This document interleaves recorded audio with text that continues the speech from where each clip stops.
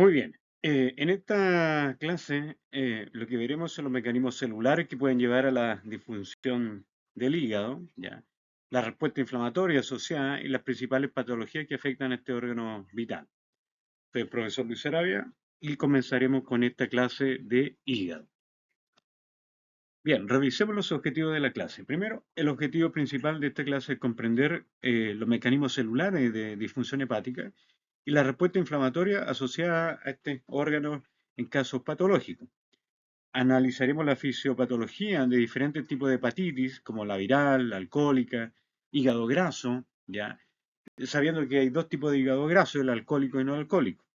También estudiaremos el papel del hígado en la malnutrición por deficiencia y la formación, en algunos casos patológicos, de los cuerpos cetónicos, ¿ya?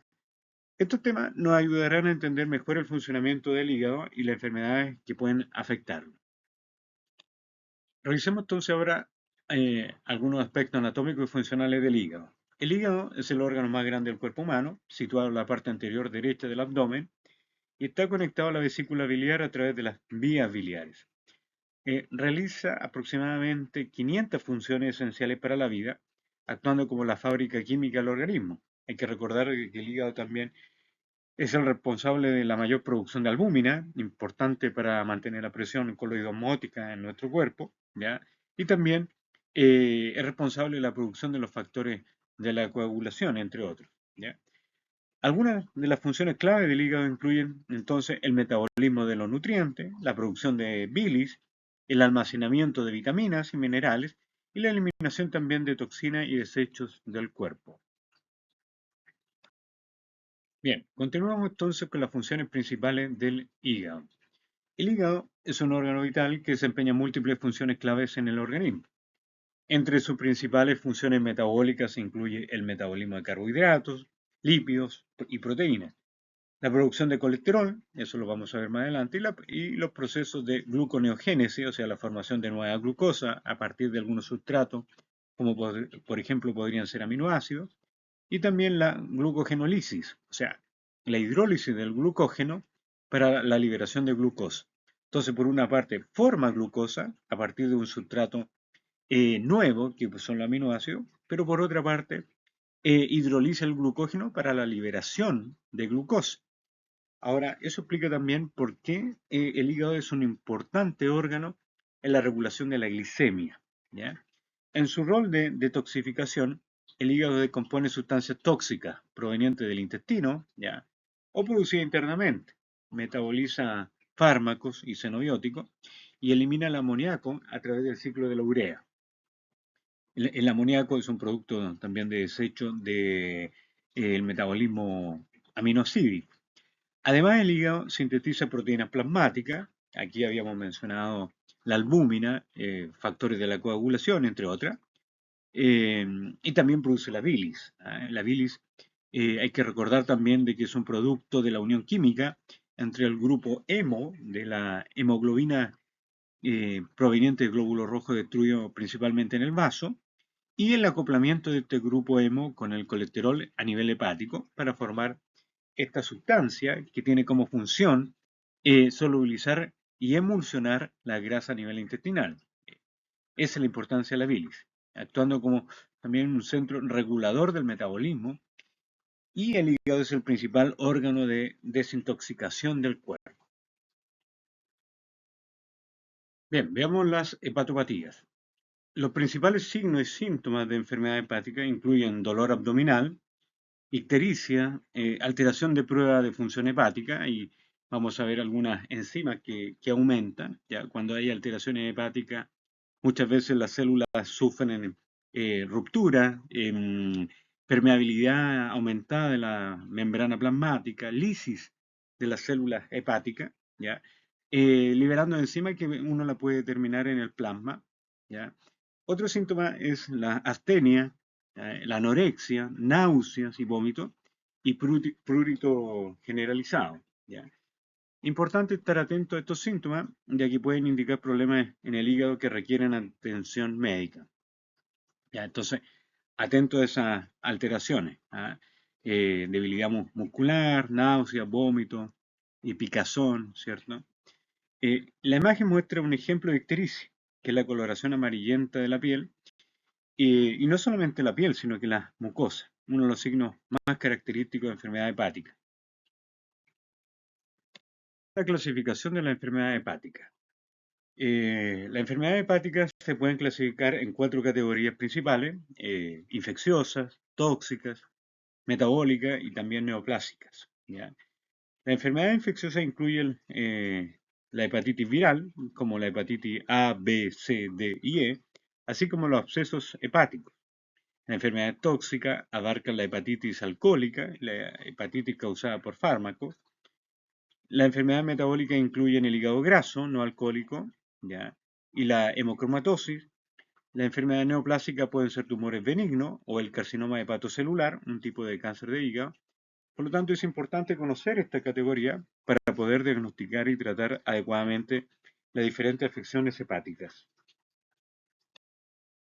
Bien, veamos ahora los mecanismos celulares de disfunción hepática. El daño celular es un mecanismo clave en la disfunción hepática, ya que puede incluir lesión directa de los hepatocitos, estas células propias del hígado, ¿cierto? Alteración de la membrana celular del hepatocito, disfunción mitocondrial, estrés oxidativo y procesos de apoptosis y necrosis, ¿ya?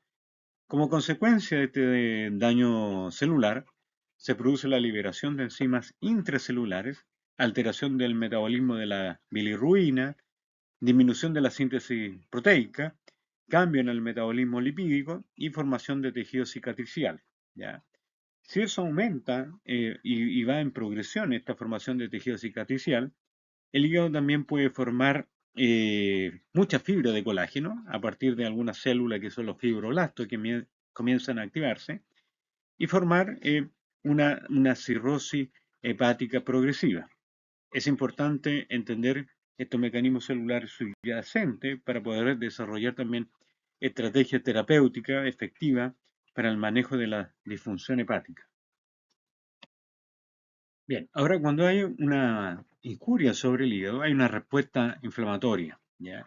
La respuesta inflamatoria hepática es un proceso complejo que ocurre cuando los hepatocitos se ven dañados por diferentes agentes como son virus, el alcohol, la toxina en general y los medicamentos.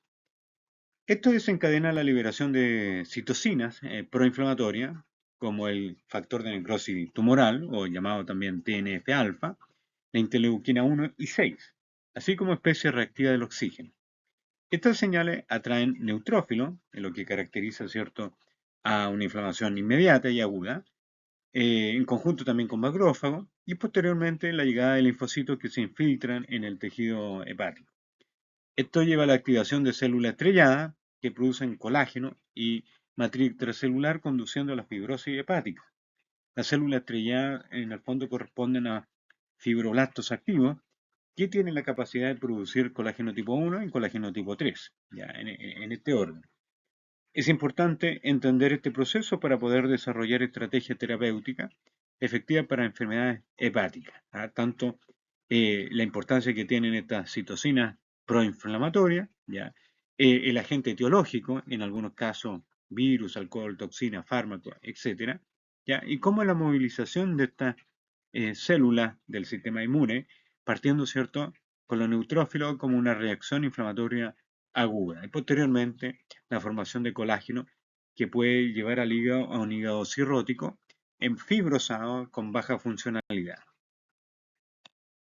Bien, revisemos la hepatitis viral. Las hepatitis virales son enfermedades infecciosas que causan inflamación y daño hepático. El mecanismo principal de daño es por respuesta inmune, donde el sistema inmunitario intenta eliminar el virus, pero también daña a las células hepáticas. ¿Ya? Hay dos tipos principales: la hepatitis aguda, que puede resolverse completamente, y la hepatitis crónica, que puede progresar a cirrosis de acuerdo a la activación, ¿cierto?, de los fibroblastos, en donde hay una persistencia de estos virus a nivel hepatocelular mayor a 6 meses. ¿Ya? Acá en esta imagen se muestra el proceso de cómo el virus ataca la célula hepática y desencadena la respuesta inmune. Bueno, la hepatitis viral son distintos tipos de virus que podemos encontrar acá. Cada tipo de hepatitis tiene características específicas en cuanto a su modo de transmisión. evolución clínica también y disponibilidad de vacunas. Por ejemplo, la hepatitis A se transmite por vía oral fecal, ¿ya? Y suele ser autolimitada, sin progresar a cronicidad, ¿ya? Y existe una vacuna preventiva, ¿ya? La hepatitis B se transmite por vía parenteral, ¿ya? Por vía sexual y vertical. Puede cronificarse y evolucionar a cirrosis y cáncer de hígado. Hay una vacuna también disponible.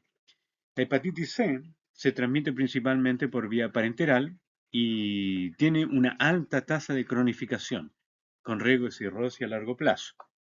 Por último, tenemos la hepatitis D, requiere coinfección con el virus de la hepatitis B, ¿ya? Y la hepatitis E se transmite por vía oral fecal y suele ser autolimitada. Bien, las hepatitis virales pueden presentar diferentes fases con síntomas característicos. Comenzando con la fase prodrómica, los pacientes pueden experimentar cansancio, falta de apetito, náusea, fiebre, malestar general.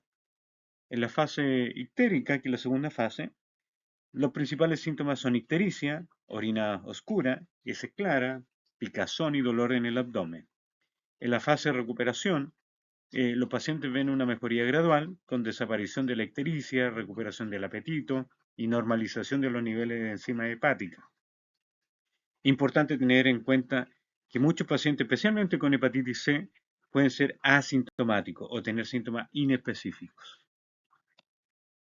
Bueno, la hepatitis alcohólica es una enfermedad grave causada por el consumo excesivo de alcohol. Se caracteriza por inflamación y daño de las células hepáticas. Los principales mecanismos de daño incluyen toxicidad del acetaldehído, que es un metabolito del etanol, estrés oxidativo y producción de radicales libres por exceso de funcionamiento mitocondrial a nivel hepático, peroxidación de lípidos, activación de las células del sistema inmune, como son los macrófagos del hígado, antiguamente llamadas células de Kupffer, ¿ya? Liberación de citoquinas proinflamatorias, acá tenemos TNF-alfa, interleuquina 1 y 6, depresión de antioxidantes como el glutatión, donde estos procesos llevan a la inflamación y necrosis de las células hepáticas.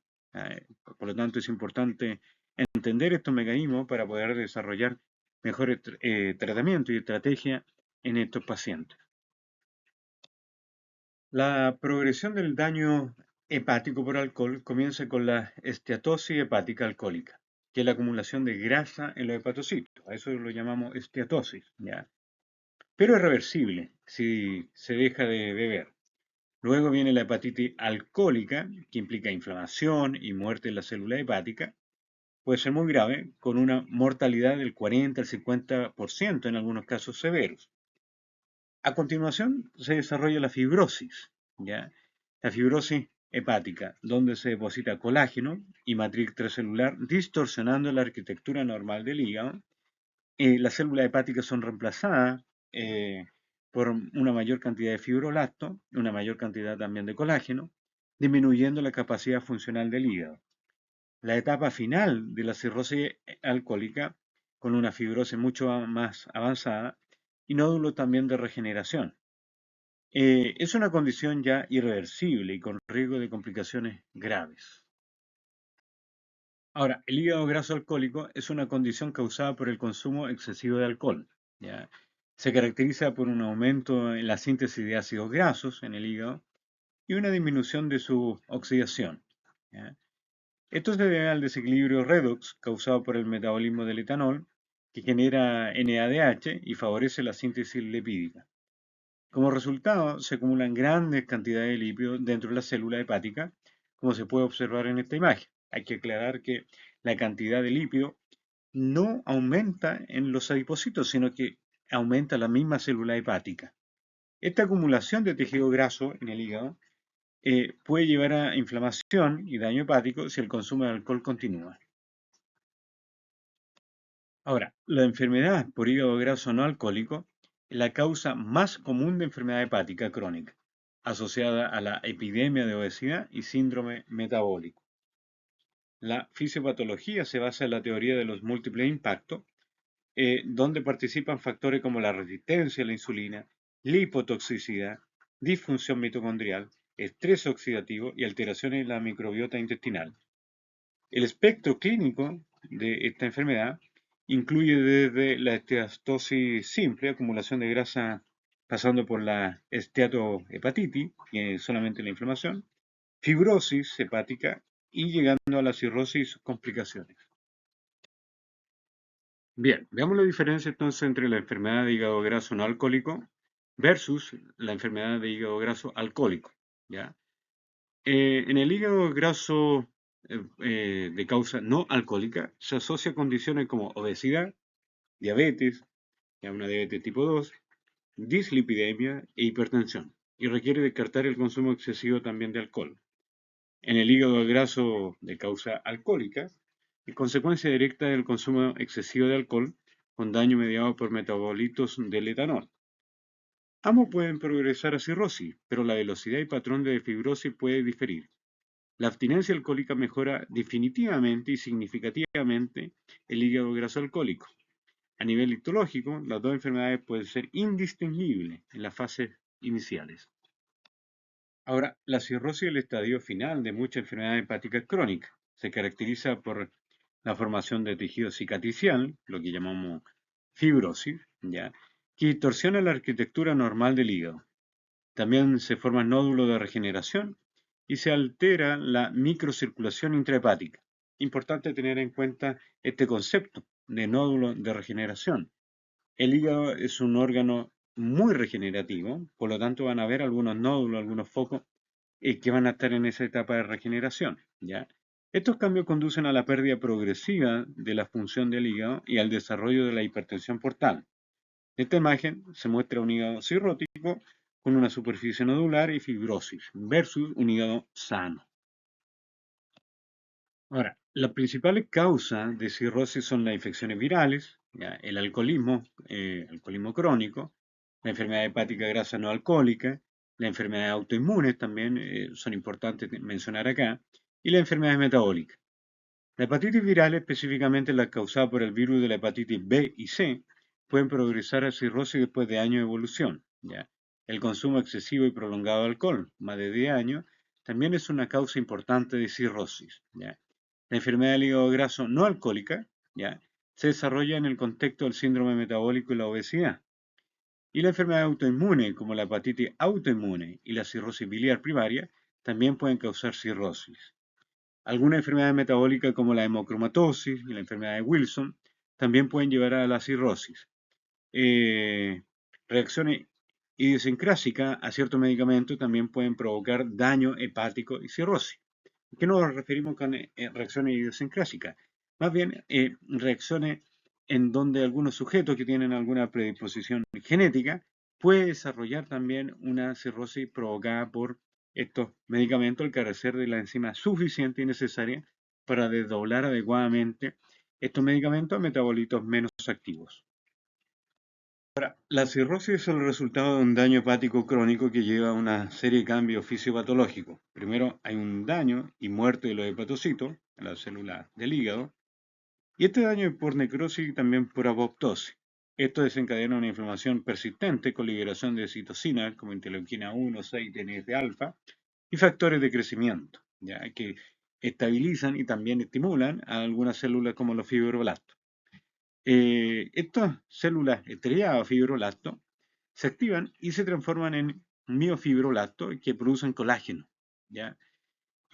Se produce una fibrosis progresiva con depósitos de matriz celular y colágeno, colágeno tipo 1, colágeno tipo 3, también llamado fibras reticulares, y esto altera la arquitectura vascular intrahepática, aumentando la resistencia vascular, ¿ya? Lo que podría traducirse en una hipertensión portal, en donde la sangre que va hacia el hígado no es capaz de entrar a este órgano. Como mecanismo de compensación se produce una regeneración nodular de tejido hepático, ¿ya? Y todos estos cambios estructurales y funcionales llevan a la cirrosis hepática.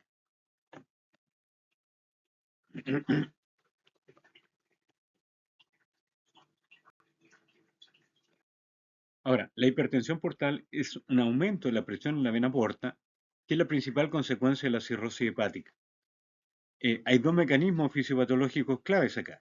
Aumenta la resistencia intrahepática debido a un componente estructural, como la fibrosis y los nódulos también, y un componente dinámico que es la vasoconstricción, ¿ya? aumento del flujo esplácnico por vasodilatación, y estos mecanismos llevan a un aumento de la presión portal.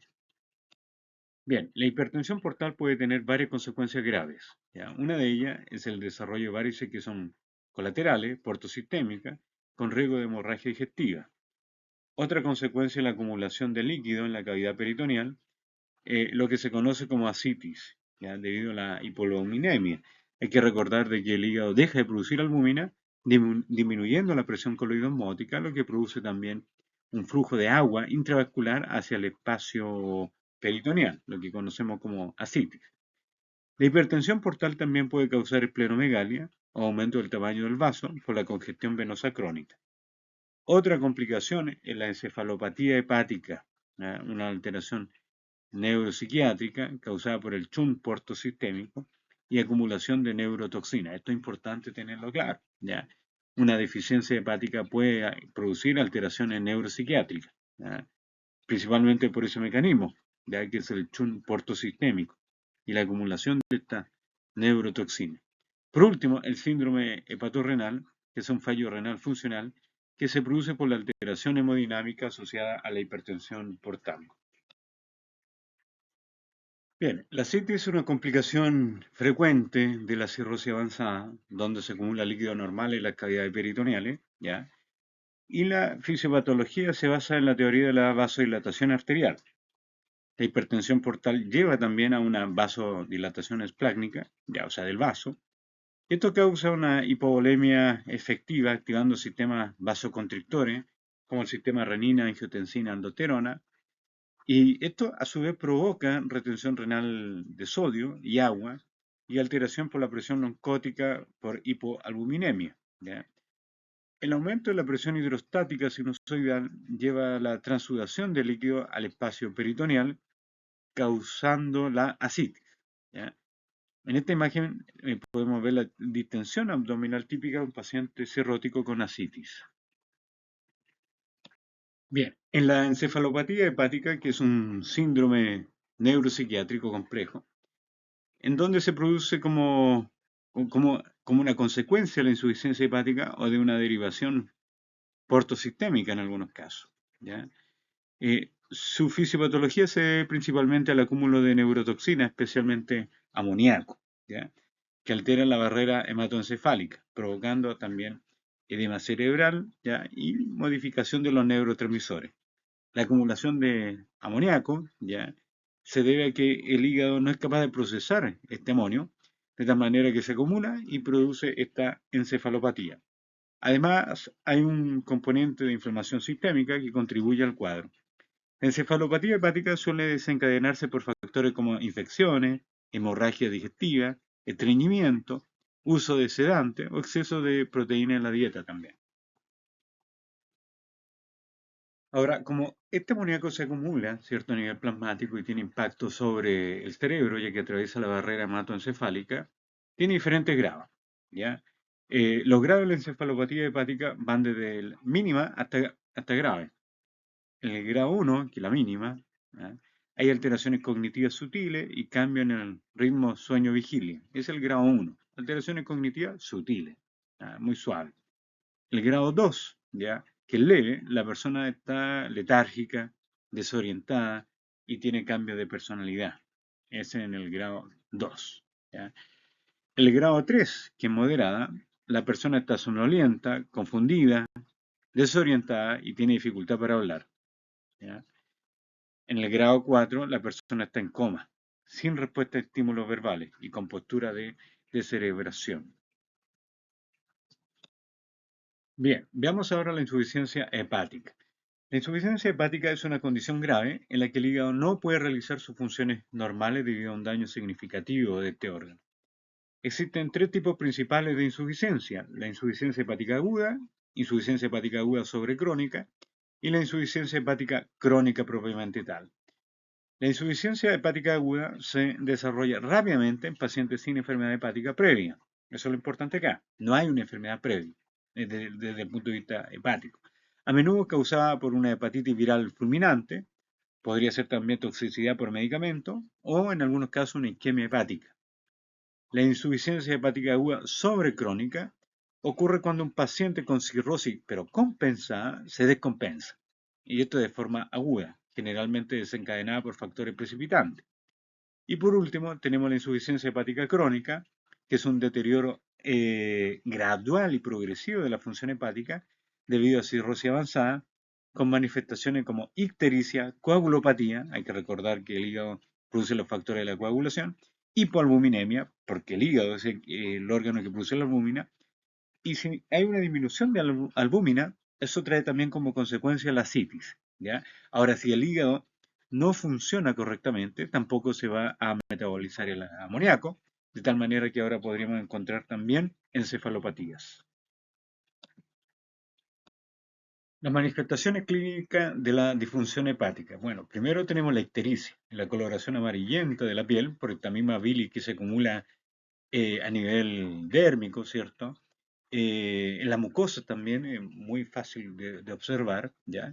Y es causada por el aumento de bilirrubina en sangre, generalmente por encima de 2 a 3 miligramos por decilitro. Si está por sobre esta cantidad, eso significa de que está siendo difícil de eliminar por el colédoco hacia el intestino, ¿ya? La colestasis se caracteriza por la disminución del flujo biliar, lo que produce prurito también, ictericia, acólicas, o sea, que no tiene esta bilis de tal manera que aparece más blanquecina, pero por alguna vía se tiene que eliminar esta bilis y la vía de eliminación habitual es la orina, ¿ya? Aparte que se acumula cuando está por sobre los 2 miligramos por decilitro en plasma, se acumula en la piel, pero una vía de eliminación es la orina, por lo tanto se hace mucho más amarillenta y en algunos casos muy oscura, ¿ya? La hepatomegalia, que es el aumento del tamaño del hígado, se puede deber a la inflamación, infiltración también o congestión, ¿ya? La hipertensión portal, que es el aumento de la presión en el sistema venoso portal, lo que lleva al desarrollo de circulación también colateral, ¿ya? Aquí podemos ver también el síndrome de Medusa, en donde se pueden incluso observar dilataciones venosas a nivel del ombligo, a nivel periumbilical. Y la coagulopatía, que se refiere a la deficiencia de factores de coagulación por esta deficiencia hepática que no puede fabricarlos, ¿ya? Lo que provoca también tendencia hemorrágica. Bien, veamos algo con respecto al hígado y la malnutrición por deficiencia, ¿ya? El hígado juega un papel central en la adaptación metabólica durante estado de malnutrición y ayuno prolongado, ¿ya? Es importante tenerlo claro porque sabemos que la glicemia es regulada también a nivel hepático y durante el ayuno esta regulación es en extremo importante porque sabemos que la glucosa es la principal fuente de energía, ¿ya? Durante las primeras 24 horas de ayuno, en el fondo, el hígado mantiene los niveles de glucosa en sangre a través de la glucogenólisis, ya este glucógeno que es capaz, ¿cierto?, de polimerizar la glucosa de tal manera que se va transformando este glucógeno en glucosa para mantener una glicemia entre 70 y 100 miligramos por decilitro de sangre, ¿ya? Después de las primeras 24 horas, el hígado produce glucosa a través de la gluconeogénesis, o sea, utiliza los aminoácidos, utiliza el lactato y glicerol como sustrato para la formación de glucosa, lo que llamamos gluconeogénesis. Neo significa nuevo, ¿ya? Y el ayuno prolongado va a producir en el hígado una transformación importante, porque en ayuno prolongado el hígado también produce cuerpo cetónico para proveer energía al cerebro y preservar la proteína muscular. Entonces, sabemos que la principal fuente de energía en caso de ayuno va a ser el glucógeno en primer lugar, ¿ya? Luego se va a formar glucosa porque se han acabado las reservas de glucógeno. Y esa formación de glucosa la llamamos gluconeogénesis y ahí va a ser a partir de aminoácidos, lactato y glicerol. Y posteriormente el hígado va a producir cuerpos cetónicos para proveer energía al cerebro y preservar, ¿cierto?, la proteína, para no producir catabolismo proteico.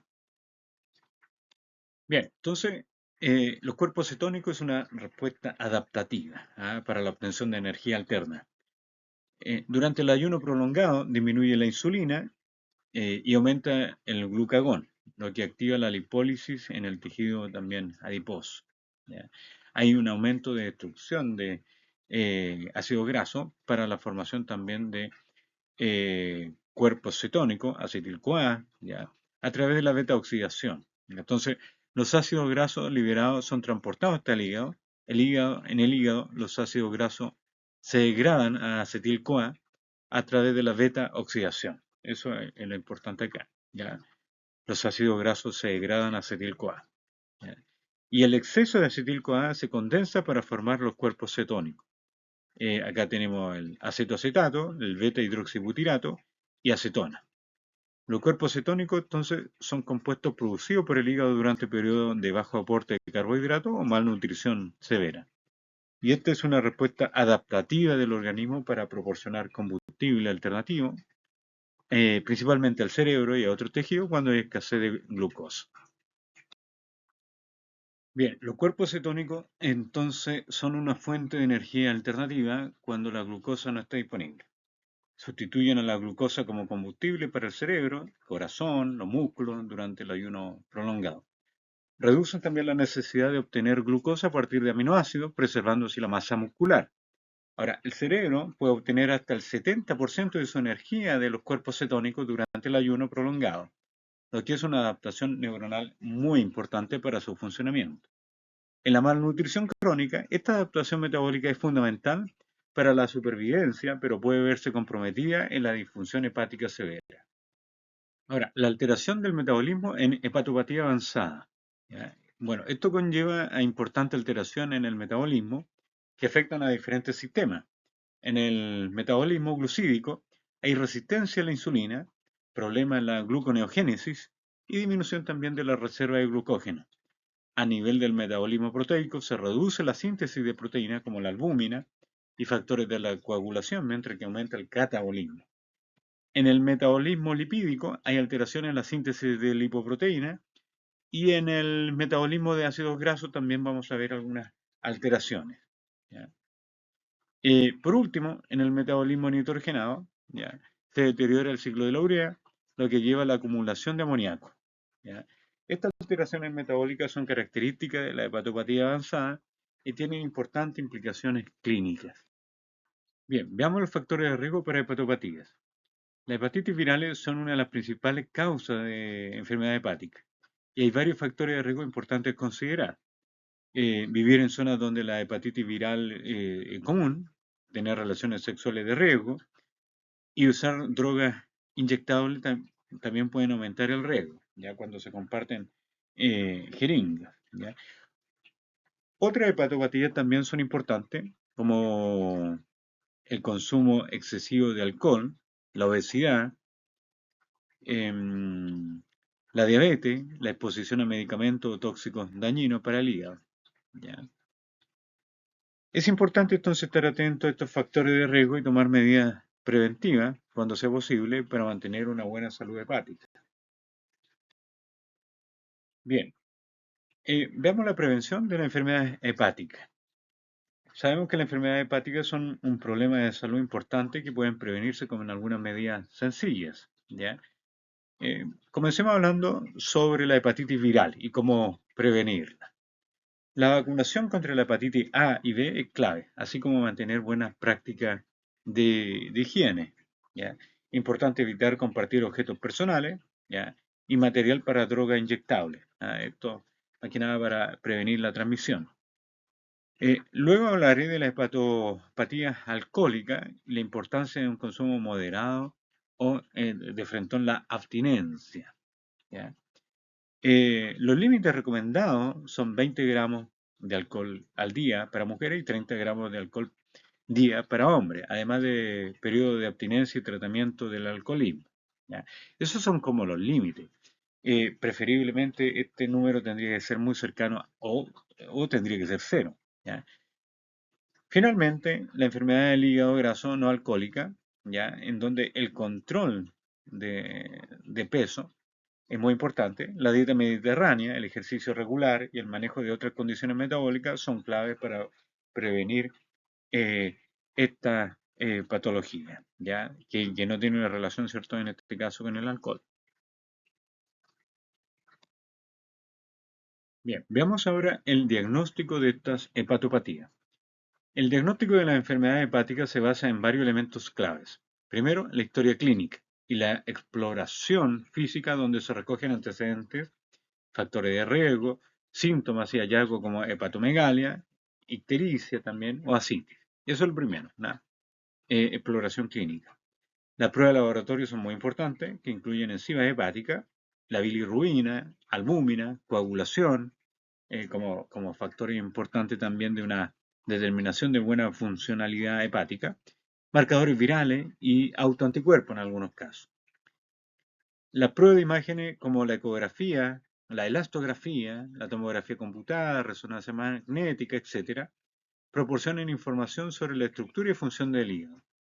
Hay otras pruebas como la biopsia hepática, ya mucho más invasiva, que sigue siendo el gold estándar para el diagnóstico definitivo y la evaluación de la actividad y fibrosis de la enfermedad. Es importante entonces integrar todos estos elementos ya para llegar a un diagnóstico preciso y guiar a un tratamiento adecuado. Por último, algunas conclusiones. Las hepatopatías representan un problema de salud pública importante con alta morbimortalidad y costos muy altos en nuestra salud pública, ¿ya? Diferentes etiologías como la viral, la alcohólica, metabólica, comparten mecanismos de daño celular, la inflamación, que es común en todos estos casos, fibrosis que puede progresar también a cirrosis, ¿ya? El hígado también desempeña un papel crucial en la adaptación a estados de malnutrición mediante la producción de cuerpos cetónicos y el mantenimiento de la homeostasis glucídica. Por último, la estrategia de prevención como la vacunación y la promoción de hábitos saludables, así como el diagnóstico precoz, son fundamentales para reducir la carga de esta enfermedad a nivel de salud pública. Y ya como resumen de los puntos claves de la presentación es que la respuesta inflamatoria hepática es un mecanismo común en diversas enfermedades del hígado. Acá estamos hablando de interleuquina 1, 6 y TNF-alfa. La cirrosis, que en el fondo es este hígado fibrosado en base a colágeno y fibras reticulares, en la última etapa. La cirrosis y la hipertensión portal son complicaciones ya finales de la enfermedad hepática crónica. Ahora, los cuerpos cetónicos, por otra parte, son esenciales para la adaptación metabólica a la malnutrición, donde van a contribuir como una fuente de energía alternativa para el cerebro, corazón y músculo en general.